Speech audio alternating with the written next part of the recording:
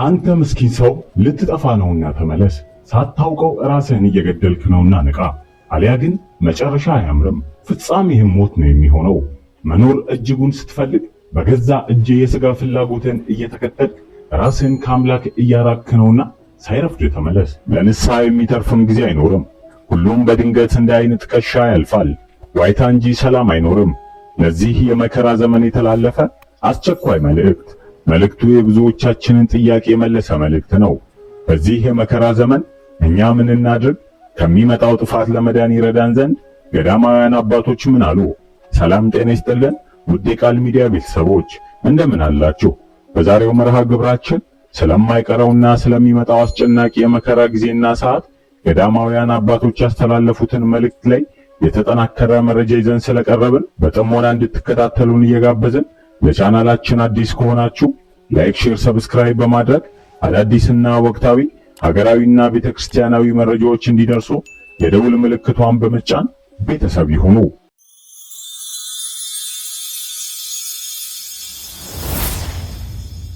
ብዙዎች መኖር እያጓጓቸው የዓለምን መሻት ስለተከተሉና የሥጋ ፍላጎታቸውን ስለወደዱ ሳያውቁት ራሳቸውን የሰይጣን ባሪያ እያደረጉት ነው ያሉት አባታችን አባ ገብረ መድኅን ዛሬ ታይቶ ነገ የሚጠፋን የሥጋ ምኞትና አምሮ ብዙዎች እየተከተሉ ከሰማያዊው መንግስት እየጎደሉ ነውና እኛም በእነርሱ ሐሳብ ተስበን እንዳንወድቅ የሥጋ ምኞታችንን እንግታ፣ ራሳችንን እንግዛ፣ በጾም በጸሎት ወደ ፈጣሪ እንቅረብም ብለዋል። ዛሬ ላይ የሚጠፋ ገንዘብና ስልጣንን ሽቶ ማህተቡን የሚበጥስ ብዙ ነው። አባቶቻችን ገንዘብ ክብራቸውን፣ ዝናቸውን፣ ስልጣናቸውን እግዚአብሔርን ለማገልገል ነበር የሚጠቀሙት። ዛሬ ግን ስልጣን፣ ክብር፣ ዝና፣ ሀብት ሲያጓጓቸው ማህተብ መበጠስ፣ ሃይማኖትን መካድ፣ ለሰይጣንና ለግብረ አበሮቹ መስገድ የተለመደ ተግባር እየሆነ መጥቷል። ክርስቲያኖች ከእግዚአብሔር ርቀን ከቤተ ክርስቲያን ተለይተን ከምናገኘው ዝና፣ ክብር፣ ሀብት፣ ስልጣን ይልቅ በእግዚአብሔር ቤት ችግረኛ ሆኖ መኖር ይሻላልና እንደ ቅዱስ ዳዊት በፊቱ ተንበርክከን እንለምነው እንጂ በጥቅማ ጥቅም ተታለን ከቤቱ አንውጣ ሲሉ መልእክታቸውን አባታችን ልከዋል።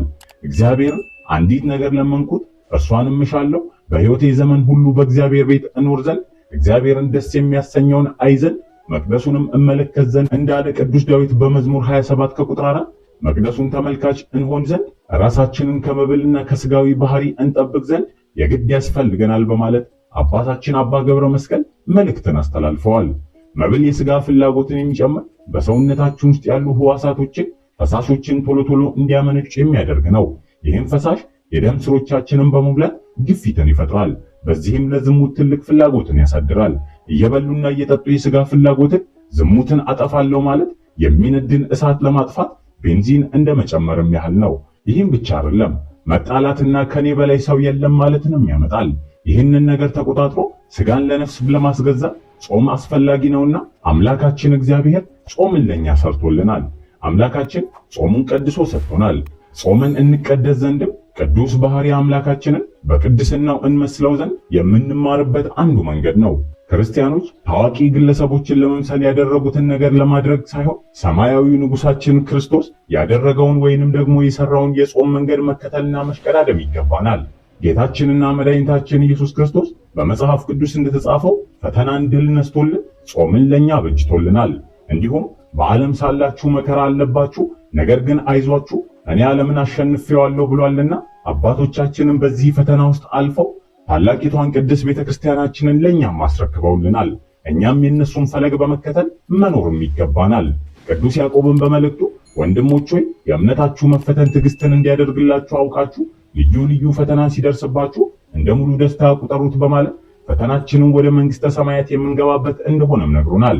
እኔ ቅዱስ ነኝና ቅዱሳን ሁሉ ተብሎ ስለተጻፈ የጠራችሁ ቅዱስ እንደሆነ እናንተ ደግሞ በኑሯችሁ ሁሉ ቅዱሳን ሁኑ እንዲህ በቅድስና መኖር እንደሚገባንም የምንማርበት ጊዜ ነው። የሰው ልጅ ተፈጥሮን ስንመለከት በእግዚአብሔር አርአያ የተፈጠረ እግዚአብሔርን የሚመስል መላእክት ሊያዩት የሚቻኮሉለት በማየታቸውም ደስ የሚሰኙለት የፍጥረታት ንጉሥ መክብበ ፍጥረታት በቅድስና ያሸበረቀ የእግዚአብሔር የእጁ ሥራ ነው። ታዲያን እንዲህ በክብር የተፈጠረው በቅድስና ያጌጠው የሰው ልጅ ይህንን ክብሩን እንዳያጣ ዕፀ በለስን አትብላ የሚል ሕግ ተሰጥቶት የነበረ ቢሆንም አትብላ የተባለውን በመብላቱ ሕግን በመተላለፉ በቅድስና ያጌጠው ማንነቱ ራቁቱን ሆኖ ጉስቁልናና ኀፍረትን ተላብሷል።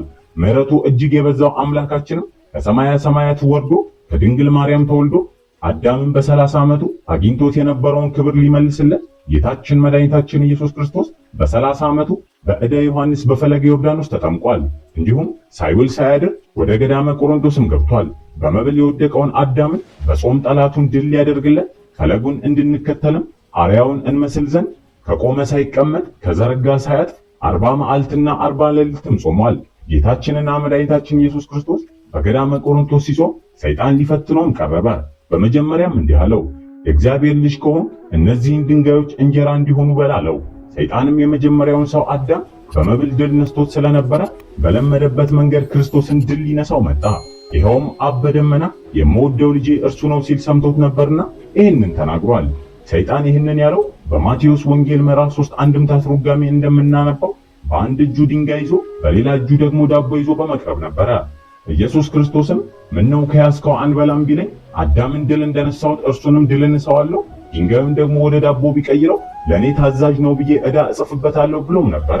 ነገር ግን ጌታችን ኢየሱስ ክርስቶስ ሰው ከእግዚአብሔር አፍ በሚወጣው ቃል ሁሉ እንጂ በእንጀራ ብቻ አይኖርም በማለት ድል ነስቶታል። ታዲያን ዛሬ እኛ ክርስቲያኖች በመብል አልወደቅንም ወይ ብለን ራሳችንን መጠየቅ አለብን። ቆም ብለን ስራችንን ሁሉ ብንመለከት ሁሉ ነገራችን ለሆዳችን ነው። ታዲያን አሁን ላይ ሰይጣን እኛን 2 ጊዜ ድል አድርጎናል። አንደኛው ብሎ የተባልነውን ሁሉ ሳንመርጥ እየበላን ስለሆነ ነው። እኛ የንጉሥ የክርስቶስ ልጆች ነን። የንጉሥ ልጅ ከእልፍኙ አይወጣም፣ ምግቡና መጠጡም የተመረጠ ነው። ሲጓዝ እንኳን አጃቢዎቹ ብዙዎች ናቸው። የእኛም መኖሪያችን ክርስቶስ በነገሰበት ቤተክርስቲያን አጃቢዎቻችን ቅዱሳን መላእክት፣ ምግባችንም የክርስቶስ ሥጋና ደም ሆኖ ሳለ ለአሳማዎች የሚጣልን ፍርፋሬ ለመብላት ወደ ዓለም ስንጓዝን መመልከት በጣም ያሳዝናል። ኃጢአት ማለት ከእግዚአብሔር መለየት ነውና ከኃጢአታችን እንመለስ። ያን ጊዜም ከእግዚአብሔር ጋር ስንሆን ጠባቂዎቻችን የንጉሥ ባለሟሎች ከኛ ጋር ይሆናሉ። ሁለተኛው የእግዚአብሔር ልጆች ከሆናችሁ እንዲያድርጉ ሰይጣን ሲለን የሰይጣን ባለሟሎችን ፍቃድ በመፈጸምም ጠፍተናል። እናስተውል። ሰይጣን ክርስቶስን በገዳመ ቆሮንቶስ ብቻም ሳይሆን የእግዚአብሔር ልጅ ከሆን ራስህን ወርውር ብሎትም ነበር። አምላካችን ግን የሚሰራውን ያውቃልና ዝም አለው። እኛም የክርስቶስ ልጆች ነንና የምንሰራውን ማወቅ አለብን። ማንም በዚህ ሂዱ፣ በዚህ ውጡ፣ በዚህ ግቡ ቢለን መነዳት አያስፈልገንም። ጠላት ዲያብሎስ ክርስቶስን ሲፈትነው ወደ ቅድስት ከተማም ወሰደው፣ በመቅደስም ጫፍ አቆመው፣ እንዲህም አለው፣ መላእክትን ስላንተ ያዛል፣ እግርህንም በድንጋይ ከቶ እንዳትሰናከል እጃቸውን ያነሱልሃል ተብሎ ተጽፏልና እግዚአብሔር ልጅ እስከሆን ወደ ታች ራስህን ወርውር አለው። በስስት ፈትኖት ድል የተነሳው ሰይጣን በትዕቢት ሊፈትነውም እንዲህ አለው። አሁን ላይ በዘመናችን የምናየው የጥቅስ ብዛት የእግዚአብሔርን ቃል ያላግባቡ መጥቀስ መምህሩ ዲያብሎስ እንደሆነም ያጠይቃል። አምላካችንም ጌታ አምላክህን አትፈታተነው ተብሎ ተጽፏል በማለት ድልም ነሳው። ለሶስተኛም ጊዜ ወደ ረጅም ተራራ ወስዶ የዓለምን መንግስታት ሁሉ ክብራቸውንም አሳይቶ ወድቀህ ብትሰግድልኝ ይህንን ሁሉ እሰጥሃለሁ አለው። ቅዱስ ዮሐንስ አፈወርቅ ይህን ያህል ትሕትና እንደምን ያለ ትሕትና ነው፣ ይህን ያህል ትዕግስት እንደምን ያለ ትዕግስት ነው፣ ይህን ያህል ዝምታ እንደምን ያለ ዝምታ ነው እንዳለ እግዚአብሔር ሰይጣንን ምን ያህል እንደታገሰው በክርስቶስ ዝምታ ውስጥ እናያለን። ክርስቶስ ዝም ስላለው በመንግስቱ ገባበት፣ ከመጠንም በላይ አለፈ። በአምላክነቱም ገብቶ ስገድልኝ አለው። አምላካችንም በአምላክነቱ ቢገቡበት አይወድምና ሂድ አንተ ሰይጣን ለጌታ ለአምላክ ስገድ እርሱንም ብቻ አምልክ ተብሎ ተጽፏልና በማለት ከእርሱ በኋላ ከሚነሱ ምዕመናን ዘንድ ጭምርም ሰይጣንን አራቀው። በዘመናችንም እየሆነ ያለውን ስናስተውለው የክርስቶስ አካል የሆነች ቤተክርስቲያን ሙሽራዋ ክርስቶስ እስኪመጣ በትዕግስት በአርምሞ በትህትና ሆና መምጣቱን ስትጠባበቅ ዛሬም ሰይጣን ከእግሩ በታች ወድቃ እንድትገዛለት ሽቶ ጦሩን ሰብቋል፣ ዝናሩን ታጥቋል፣ ቀስቱንም ወርውሯል። እናም ክርስቶስን ፈጽሞ ዝም እንዳላለ ፈጽሞም እንዳልተናገረ የሚጠቅመውን ግን እንደተናገረ ዛሬም ቤተክርስቲያን ከኋላዬ ሂድልኝ የምትልበት ሰዓት ደርሷልና ሰይጣን ሆይ ከቤተክርስቲያን ዞር በል ልንለው ይገባል። የሰው ዘር ሁሉ መዳረሻው ምን እንደሆነ ወደማይረዳው ክፉ ዘመን በአስፈሪ ፍጥነት እየከነፈ ነው። የዘመኑ ፍጥነትና ክፋት እየጨመረ በሄደ ቁጥርም የፍርድ ዘመን መድረሱን የሚያመላክቱ ብዙ የመጽሐፍ ቅዱስ ትንቢቶች በመፈጸም ላይ ይገኛሉ። መጽሐፍ ቅዱሳችን በምድር ላይ በሰው ዘር ላይም ሊመጣ ያለውን የእግዚአብሔርን ቁጣ እንዳትመለከት ቤተክርስቲያን ቀደም ብላ ወደ ኢየሱስ ክርስቶስ እንደምትነጠቅ ማስተማር ብቻም ሳይሆን ቤተክርስቲያን ከተነጠቀች በኋላ ደግሞ ሊመጣ ያለውን የቁጣና የፍርድ ዘመን ምን እንደሚመስል ያስተምረናል። ውሃ እያሳሳቀ ይወስዳል እንደሚባለው ጥፋትም ሲጀምር ውሎ አይታወቅም። አገር ስትፈርስም እንዲሁ ነው። ታሪካችን ሲበረዝ፣ እምነታችን ሲጠፋ፣ ወግና ባህላችንን ስንተው አገር እየፈረሰች እንደሆነ ማስተዋል ተስኖናል። አሁን ላይ ሰው ሁሉ ልበ ደንዳና ከመሆኑ የተነሳ ከራሱ ሐሳብ ውጪ የሌላውን ሐሳብ አይሰማም፣ አያይም። በዚህም ቅጽበት የሚያጋጥመውን ወይንም የሚመጣውንም አይፈራም፣ ከቁም ነገርም አይወስደውም። መጪውን ጊዜ እርግጠኛ አይደለም። ምንም እንኳን የሰው ልጅ በዚህ ሳይደነግጥ ከጌታችንና ከመድኃኒታችን ከኢየሱስ ክርስቶስ ጋር ያለውን ግንኙነትም እየጣለ ነው። በአሁኑ ወቅትም ለሰው ልጅ ሽብርን የሚፈጥረው የኢኮኖሚ ውድቀት ነው። እናም እምነት የሌላቸው ምስኪኖች ፍጡራን ሕይወታቸውን እንዳጡም ይመስላቸዋል። የሰው ልጅ ከዚህ በፊት ፈጣሪን የሚያውቀውን ያህል አያከብርም። ለብ ያለ እምነት ፍርሃትንና አለመተማመንን በልቡ ጨምሯል። ከማመስገን ይልቅ ማማረርን በሕይወቱ አብዝቷል። ልቡን በትዕቢት ነፍቶ ለምን እንዲሆነብኝ በማለት ፈጣሪን ይሞግታል። ጌታ ሆይ በኢያሪኮ መንገደኛ በኩል እንዳለፍክ ይህችን ዓመት ከማለቋ በፊት እባክህን በእኔም በኩል እለፍ። የጠፋውን በግ አዳምን እንደፈለግከው ጌታዬ ኢየሱስ ክርስቶስ ሆይ አቤቱ እኔንም ፈልገኝ፣ ባገኘኸውም ጊዜ እንደተሸከምከው እኔንም ተሸከመኝ። የቀደመ ፍጥረትህን አዳምን ቸል እንዳላልከው ከእርሱም አብራክ የተገኘው እኔ ደካማ ልጅህን ቸል አትበለኝ። ይልቁንም ጌታዬ ኢየሱስ ክርስቶስ ሆይ ሰው የተባለ አዳምን እንደተሸከምከው እኔንም ተሸከመኝ በማለት የቀደሙ አባቶች በትህትና ይጸልዩ ነበረ። ይሄ ትውልድ ግን እዝነትን አያውቅም፣ ትህትናን ከልቡ አርቋል። በዚህም ምክንያት የሰማይን ያህል ፈጣሪ ርቆታል። ቀዳማውያንም አባቶቻችን በዚህ ትውልድ አመፀኝነት ምክንያት ትልቅ ጥፋት እንደሚመጣም ተናግረዋል። ትውልዱ አምላክን የረሳ ፍቅርን የማያውቅ በእግዚአብሔር ላይ የሚዘባበት ሆኗል። ጥፋትም ይከበዋል፣ እስከማያስተውልም ድረስ ያጠፋዋል። ምድራዊ ሕይወቱ ጭንቅና መከራ እንጂ ሰላምና ደስታ አይሆንም ብለዋል። ምናልባትም ያስተዋለ በጭንቅ ሊድን ይችላል። ጥንት በኖህ ዘመን ጊዜ ያለን ምናልባትም ያስተዋለ በጭንቅ ሊድን ይችላል። ጥንት በኖህ ዘመን ጊዜ ያለን እንዳሻን እንኑር፣ ለልባችን ደስታን አንንፈገው ያሉ እንዲያ ያሰቡላትንና የሳሱላትን ውድ ሕይወታቸውን በገዛ አምሮታቸውና ፍቃዳቸው ለሞት አሳልፈው ሰጡ እንጂ ምንም አላተረፉም። የአሁኑ ትውልድም እንዲያ ነው። የመዳን ቀን ዛሬ ነው፣ እርሱም አሁን ነው ቢባልም ግድ የለም ይዘገያል፣ መሻቴን ልከተል በማለት አምላክ ካሰመረለት መንገድ ወጥቶ በወደደው መንገድ ስጋዊ ፍላጎቱን እየተከተለም እየጠፋም ነው። የስጋ ፍላጎትን እየተከተሉ መጨረሻቸው አያምርምና ዛሬ ላይ ጦሱ ለሀገርም ለቤተ ክርስቲያንም እየሆነ ለተተኪ ትውልዶች እንኳን ሊሆን የማይችል የሰብዕና ልሽቀት ላይ አድርሶናል።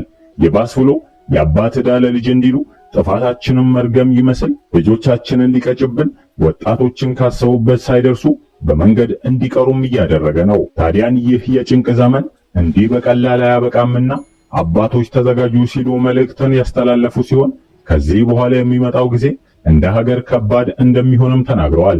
ነገር ግን ማስተዋል የተሳናቸው ለሕጸጽም ምክንያት ፈላጊዎች አውቀውት ይሁኑ ሳያውቁ የአምላክ ተቃራኒ የሆኑ በትንቢት ሳይሆን በስሌት ነው የምንኖረው በማለት ቃሉን ርዕቱ በሆነው አንደበታቸው ለማጣጣል ሲሞክሩም እያየን ነው።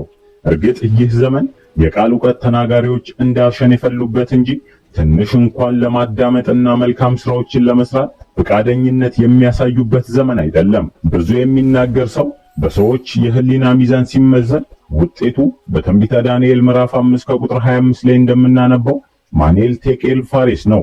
መልካም ሰው ከልቡ መልካምን መዝገብ መልካምንም ነገር ያወጣል፣ ክፉ ሰው በክፉ መዝገቡ ክፉ ነገርን ያወጣል። እኔ ግን እላችኋለሁ ሰዎች ስለሚናገሩት ስለ ከንቱ ነገር ሁሉ በፍርድ ቀን መልስ ይሰጡበታል። ከቃል የተነሳ ትጸድቃለህና ከቃልህም የተነሳ ትኮነናለህ ይላል። የማቴዎስ ወንጌል ምዕራፍ 12 ከቁጥር 35 እስከ 37። ሰዎችን በተለያየ ምክንያት እያቆሰልን እጃችንን ደም ከማፋሰስ አፋችንን ክፉም ከመናገር ስላልተቆጠበ መዘዙ ብዙ ነው። ዛሬ ላይ እንደ ሀገር ለደረሰብን መከራ ተጠያቂዎች እኛ እንጂ ሌሎች አይደሉም። እንዲያው ልማድ ሆኖብኝ እንጂ ጣታችንን ወደ ሌላ መቀሰር ጉዱ ያለው ከጉያችን ነው። ከፈጣሪ ርቀን በገዛ ፍቃዳችን በመጓዛችን ምክንያት የመጣውን መከራ በአንድም ይሁን በሌላ ከራሳችን አልፎ ለልጆቻችን እንዲሁም ለቤተ ክርስቲያናችንም እየተረፈ ነው። ቤተ ክርስቲያን በአዲስ ኪዳን ኢየሱስ ክርስቶስ የሰውን ልጅ ለማዳን በመጣ ጊዜ በአማናዊ ደሙ አጽንቶ አካለ ክርስቶስን አድርጓታል። ቤተ ክርስቲያን ለሰው ዘር ሁሉ በሰማይ ያለውን የእግዚአብሔር መንግሥት የምታስተምር ከእግዚአብሔር ጋር የምንገናኝባት ወደ ሰማያዊ ርስትም የምትመራን የጽድቅ መንገድ ናት። አሁን ላይ ከመከራ ተለይታ የማታውቀው ቤተ ክርስቲያናችንም ሆነች ሀገራችን ላይ መልኩን እየቀያየረ የጠላት ፍላጻ በላያችን ላይ መከራን እያመጣ ሲሆን ዓመታቶች ተቆጥረዋል። በተለይም የብልጽግና መንግስት ወደ ስልጣን ከመጣ በኋላ ሀገርም ቤተ ክርስቲያንም ሰላማቸውን አጥተዋል። መከራ ውስጥ ነው ያሉት። እኛ ግን ክርስቲያን ስንሆን ይህ እንደሚመጣ እናውቃለን። ተዘጋጅታችሁ ተቀመጡ ተብለናልና ተዘጋጅተንም መኖር ይገባናል። በራሱ አቅም መከራን ታግሎ የሚያልፍ ማንም የለም። ስለዚህ ኃይልን በሚሰጠን በክርስቶስ ታምነን ፍሬን የሚያፈራ ምግባርን ለተተኪ ትውልድ አኑረን እንለፍ እያልን እኛም መርሃ ግብራችንን በዚሁ አበቃን። አምላካችን እግዚአብሔር ለሀገራችንና ለቤተ ክርስቲያናችን ሰላም አንድነትን ይስጥ። ወስብሐት ለእግዚአብሔር ወለወላዲቱ ድንግል ወለመስቀሉ ክቡር። ይቆየን። ቃል ሚዲያ